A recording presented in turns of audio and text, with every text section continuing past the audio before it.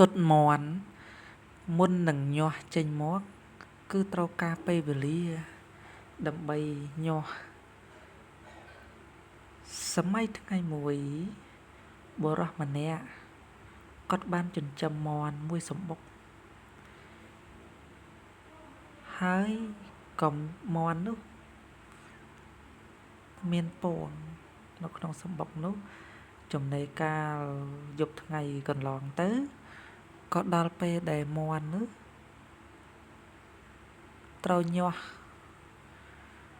បុរសនោះអាណិតសត្វមាន់ណាពេលដែលមាន់ញាស់ចេញពីពងមិនតាន់នឹងបានផុតផង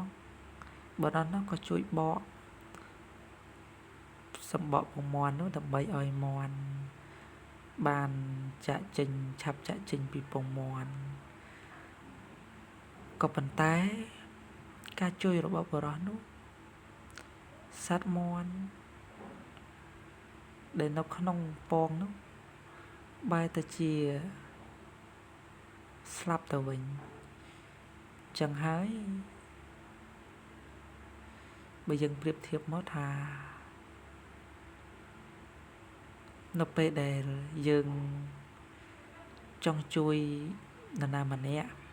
តែយើងមិនមានជំនាញនៅក្នុងការជួយរបស់យើងនឹងទៅជាគ្រោះថ្នាក់សម្រាប់អ្នកដែលត្រូវការជំនួយសម្រាប់អ្នកដែលកំពុងតែរងគ្រោះបន្ថែមទៀតដូច្នេះការជួយរបស់យើងក៏ទាមទារឲ្យមានសមត្ថភាពលទ្ធភាពជំនាញពិតប្រាកដនៅក្នុងការជួយដែរបីដូចជាយើងឃើញមនុស្សលង់ទឹកក៏ប៉ុន្តែយើងអត់ចេះហែលទឹកឬក៏អត់ដឹងពីវិធីសាស្ត្រក្នុងការដែលជួយសង្គ្រោះ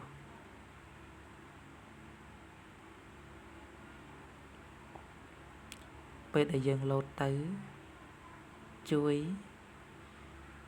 បែរទៅជាបន្ទុក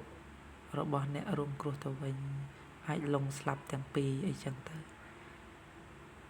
ចឹងអ្វីក៏ដោយការជួយអ្វីក៏ដោយគឺទាមទារឲ្យយើងមានចំណេះដឹងនៅក្នុងការជួយហើយនឹងបច្ចេកទេសក្នុងការជួយហើយបើយើងខ្វះបច្ចេកទេសក៏យើងត្រូវការស្នើសុំបច្ចេកទេសស្នើសុំ